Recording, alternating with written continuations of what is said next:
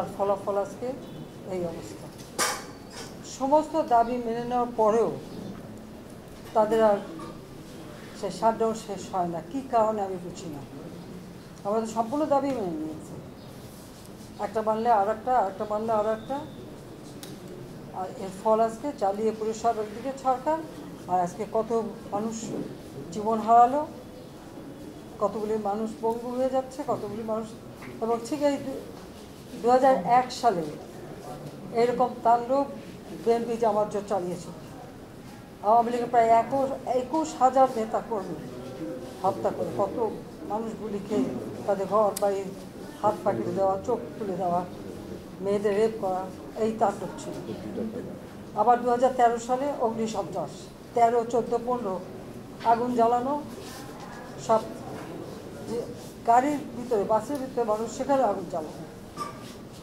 23 সালে সেখানেও সেই তাণ্ডব, আর প্রতিবারই পুলিশের উপরে আঘাত, পুলিশের হত্যা, মানুষ মেরে ঝুলিয়ে রাখা, পুলিশ মেরে ঝুলিয়ে রাখা, গাজীপুরে আমাদের কর্মী মেরে ঝুলিয়ে রাখা।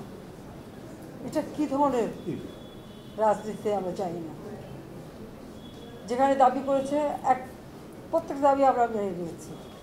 আর মামলা তো তাদের না, আমার করা প্রজ্ঞাপন হাইকোর্ট বাতিল করে দেয়, সরকারের পক্ষ থেকেই তো আমরা আপিল করি, এবং ওই হাইকোর্টের সে রায় সেটা স্থগিত করে দেওয়া হয়।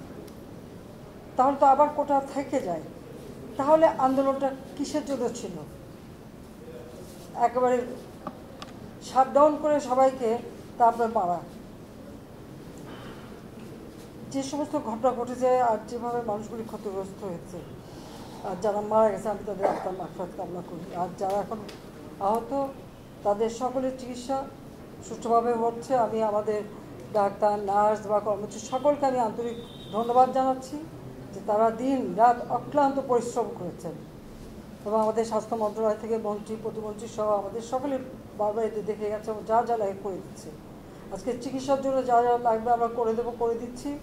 আর যারা পা হারিয়েছে বা হাত হারিয়েছে, আমরা কৃত্রিম পায়ের ব্যবস্থা করে দেব, যাতে তারা আবার সুস্থ মানুষের মতো চলতে পারে, নিজের কাজ করতে পারে।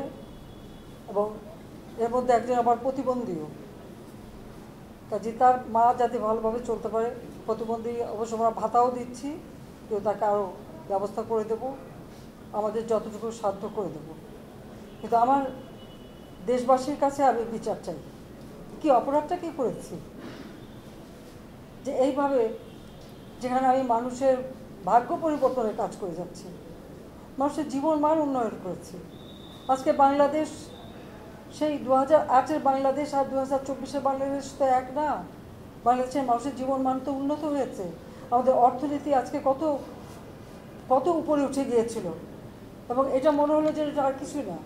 এটা আমাদের অর্থনীতিকে সম্পূর্ণ পঙ্গু করে দিয়ে বাংলাদেশকে আবার ভিক্ষুকের জাতি করে দেওয়া, এটাই বোধহয় এদের পিছনে ষড়যন্ত্র। সেটাই হচ্ছে সবথেকে দুঃখজনক, যে দিন রাত অক্লান্ত পরিশ্রম করে বাংলাদেশটাকে যখন একটা জায়গায় নিয়ে আসলাম, আজকে সেখানে দেখি এই একদিকে জ্বালাও পোড়াও সব কিছু। ঠিক যে প্রতিষ্ঠানগুলি মানুষের সেবা দেয়, আজকে মেট্রো রেলে চড়ে মানুষ কত অল্প সময়ের মধ্যে সময় বাঁচিয়ে কর্মস্থলে পৌঁছাতে পারতো, আবার ফিরতে পারতো। সেখানে ছাত্ররা, চাকরিজীবী, সাধারণ মানুষ সবাই তো যেতে পারত। সেই স্টেশনগুলি পুড়িয়ে এখন ট্রাফিক জ্যাম, মানুষের কষ্ট। আমি তো কষ্ট লাঘব করেছি, যে যারা এইভাবে আগুন দিয়ে পুড়িয়ে মানুষের সে কষ্টে আবার ফেলে দিল, তাদের বিচার দেশের মানুষকেই করতে হবে। আমি খালি সকলের সহযোগিতা চাই। আর এইভাবে মায়ের কোল খালি হোক এটা আমি চাই না, কারণ আমি তো বাবা মা সব হারিয়েছি। আমি তো জানি হারাবার ব্যথা কত কষ্ট, কিন্তু সেই কষ্ট বুকে নিয়ে তো ফিরে আসতে এদেশের মানুষের জন্য। এখানে আমার তো কোনো চাওয়া পাওয়া নেই। আমি তো আমার ছেলে মেয়ের জন্য কিছু করিনি, শুধু তাদের লেখাপড়া, নিজেরাই চাকরি করছে, নিজেরাই পড়েছে, আমি কতটুকু পড়তে পেরেছি, কিন্তু আমি দেশের মানুষের জন্য করেছি। আজকে অন্তত মানুষের ভাত কাপড়ের ব্যবস্থা, চিকিৎসার ব্যবস্থা, তাদের কাজের সংস্থা সবই তো করে দিচ্ছিলাম। যখন আমরা একটা উন্নয়নশীল দেশে মর্যাদা পেলাম, তখনই এই তাণ্ডব করে ঠিক যে জায়গাগুলি মানুষের সেবা করবে সেই জায়গাগুলিতেই আঘাত। শিক্ষা প্রতিষ্ঠানে হল ভেঙে দেওয়া। সবচেয়ে দুর্ভাগ্য যে ভিসির বাড়িতে আগুন দেওয়া।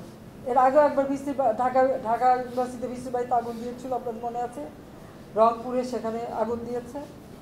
ময়মনসিংহ কৃষি বিশ্ববিদ্যালয় থেকে শুরু করে বিভিন্ন জায়গায় এই তাণ্ডব চালিয়েছে। রাজশাহীতে এই তাণ্ডব চালিয়েছে।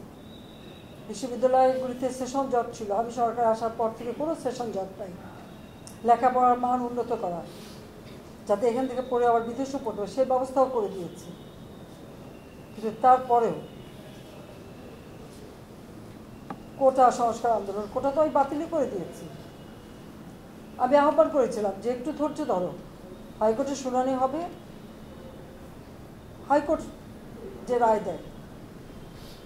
না, তারপরেও এই আন্দোলন হবে। আজকে এই যে এতগুলি মানুষের জীবনের ক্ষতি হলো, এতগুলি পরিবার ক্ষতি হলো, এর দায় দায়িত্ব কাদের?